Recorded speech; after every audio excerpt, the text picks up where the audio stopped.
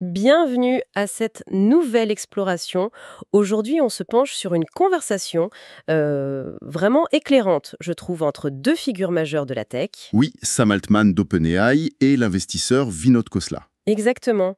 Ils ont discuté publiquement de l'avenir que l'intelligence artificielle est en train de dessiner, et c'est ce dialogue qu'on va essayer de décortiquer un peu. Mhm. Notre mission, si on veut, c'est d'extraire les idées clés de cet échange. Où est-ce que l'IA nous emmène, vraiment? À quelle vitesse ça va aller? Et surtout, quelles transformations concrètes on peut attendre dans nos vies, les entreprises, la société. Voilà.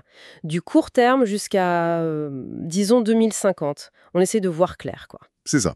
Et c'est une perspective intéressante parce qu'elle vient de l'intérieur, de ceux qui fabriquent et financent tout ça. C'est vrai. Il parle des capacités techniques, bien sûr, de ce qui pousse le développement, mais aussi, et c'est important, des questions humaines, sociétales. Fondamental, oui. Bon, alors regardons ensemble les points saillants de leur discussion. Commençons par le long terme, la vision 2030-2050.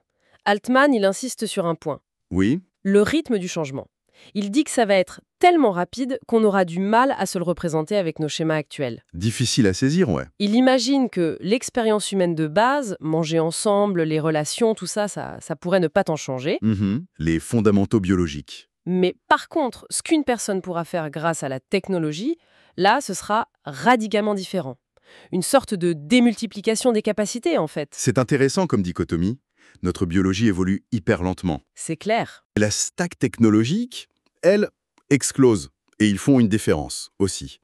Le monde physique, les usines, la logistique, Tout ce qui est matériel, complexe. voilà. Ça mettra plus de temps à bouger. Par contre, le monde du logiciel, le virtuel, ça pourrait être transformé bien plus vite. Et Altman lance cette idée qui donne un peu le vertige des logiciels créés juste à temps. Ah oui? À la demande, par une IA. Vous avez besoin d'un truc spécifique, hop, l'IA le code pour vous. Instantanément. Carrément. Ça change tout par rapport à comment on fait aujourd'hui. Complètement. Et cette transformation du numérique, ça a des conséquences directes sur l'économie.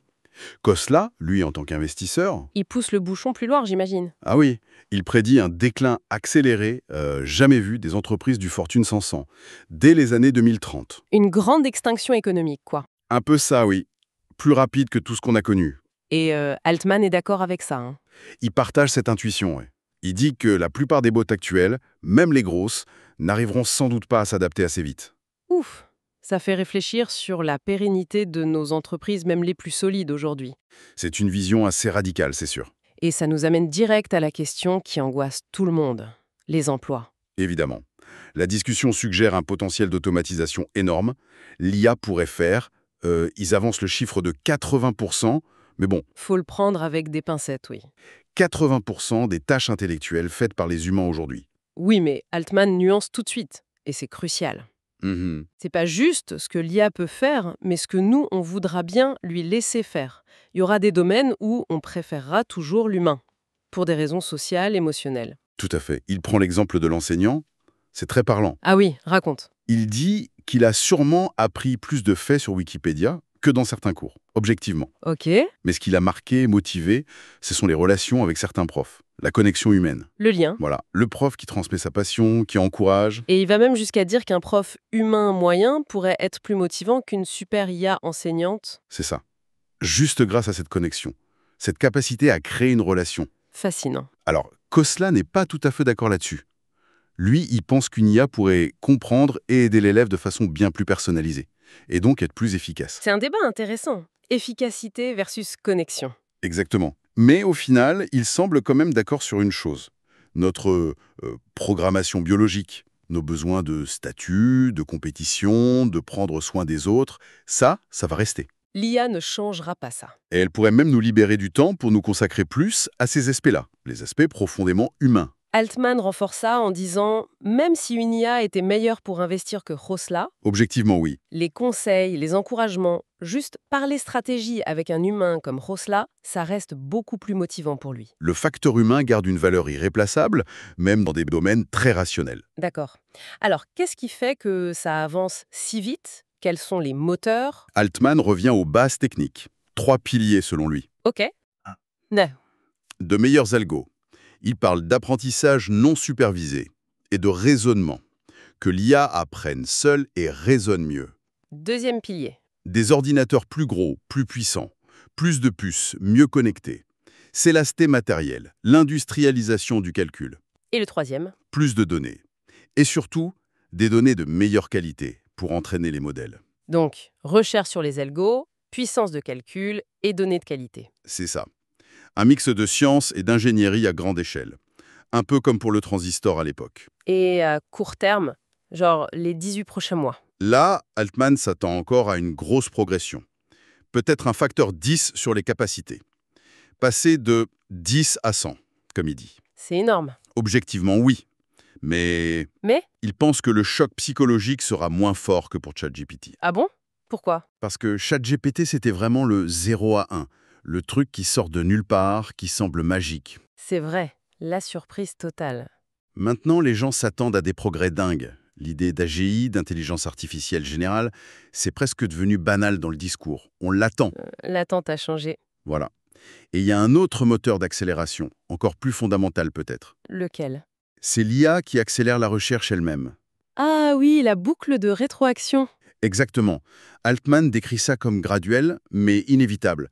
L'IA aide les chercheurs. Elle écrit du code, teste des milliers d'architectures de modèles, formule des hypothèses. Donc, que ce soit l'IA qui aide l'humain ou l'inverse, le résultat net, c'est que ça va de plus en plus vite chaque année. C'est ça.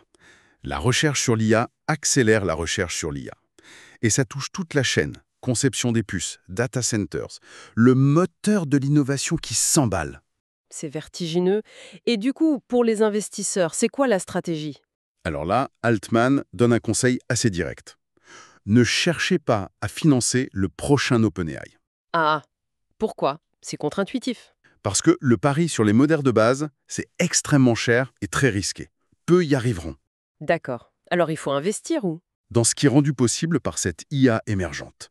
Dans les nouvelles applications, les nouveaux services, les entreprises qui se construisent sur cette technologie. L'écosystème autour. Voilà. Il reprend son analogie du transistor. Peu de fabricants de transistors ont survécu longtemps, mais le transistor a permis des milliers de boîtes dans l'électronique, l'informatique. C'est là qu'était la vraie valeur. Je vois. Et dans l'entreprise, aujourd'hui, c'est quoi l'impact le plus immédiat, le plus disruptif? L'ingénieur logiciel, sans hésiter. L'IA comme assistant au code ou même comme développeur pour certaines tâches. C'est là que ça bouge le plus vite. Les investissements sont massifs là-dedans. Et le lien avec la productivité est direct. Mais c'est pas tout. Le support client, les ventes externalisées, et il dit qu'il y a déjà des boîtes où tout ça est géré par l'IA. C'est déjà là, en fait. Oui, ce n'est plus de la science-fiction. Et au-delà d'automatiser ce qui existe, il y a autre chose. Oui. Utiliser ces énormes puissances de calcul pour résoudre des problèmes très complexes. La découverte scientifique, médicaments, matériaux. L'optimisation des chaînes logistiques, des réseaux d'énergie. Exactement. Et c'est là qu'arrive cette idée un peu folle, mais stimulante, qu'ils évoquent. L'entreprise de 10 personnes qui fait 1 milliard. Voilà. Par exemple, une petite équipe qui utilise l'IA pour découvrir un médicament révolutionnaire.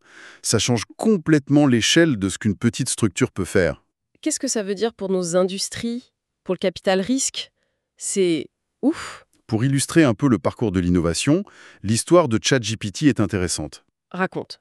OpenAI, c'était un labo de recherche au début, non?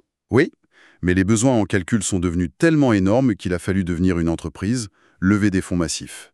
Et même avec GPT-3, le modèle d'avant, c'était pas gagné pour trouver un produit. Non, c'était cool, impressionnant, mais ils trouvaient pas l'application qui déchire.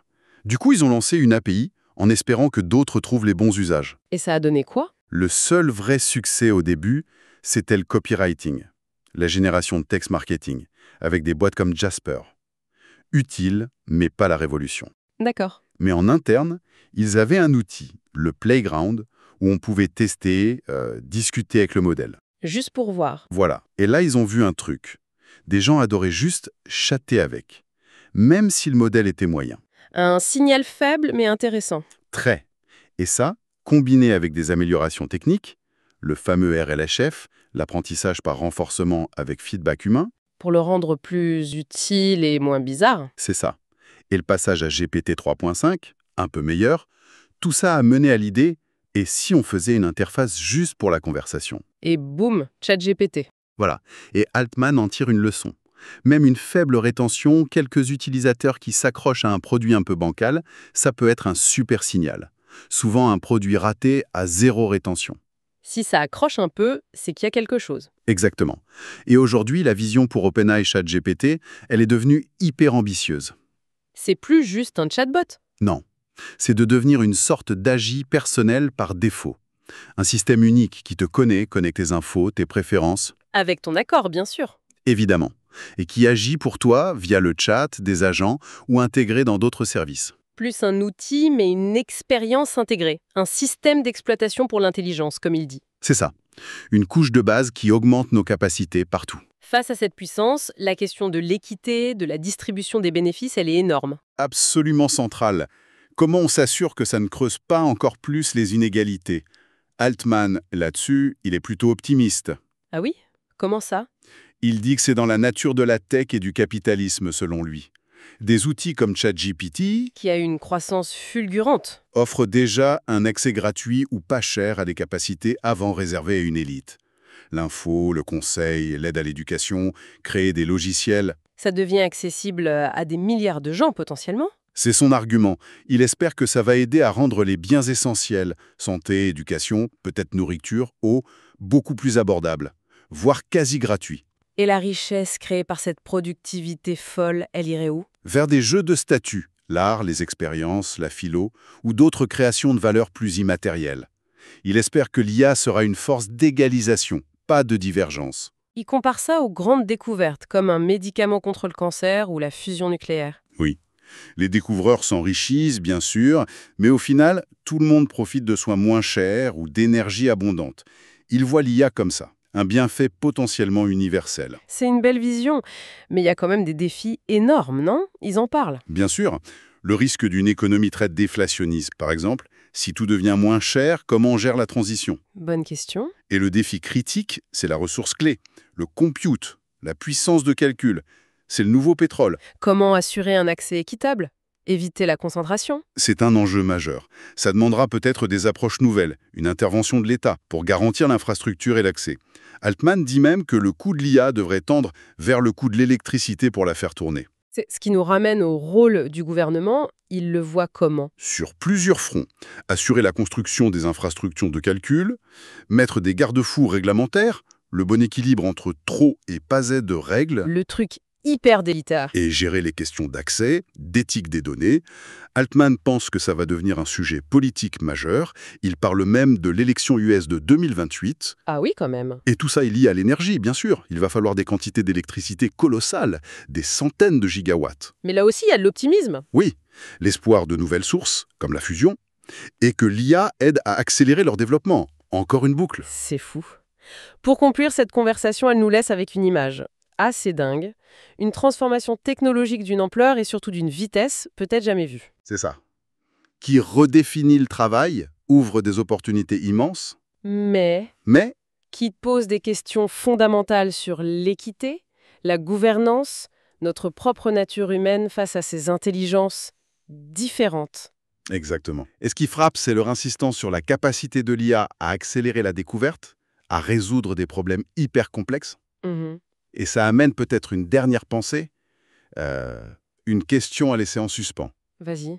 Si on pouvait, là, aujourd'hui, pointer cette puissance de calcul et de IA vers un seul grand défi mondial, scientifique, environnemental, social, peu importe, quel serait le tout premier problème qu'on devrait lui demander de nous aider à résoudre en priorité? Waouh. La réponse n'est pas simple. Et elle dit beaucoup sur nos valeurs collectives, je crois. C'est une question essentielle, en effet. Merci beaucoup pour cette analyse très riche de leur échange. Merci à toi. Et à très bientôt pour une nouvelle exploration.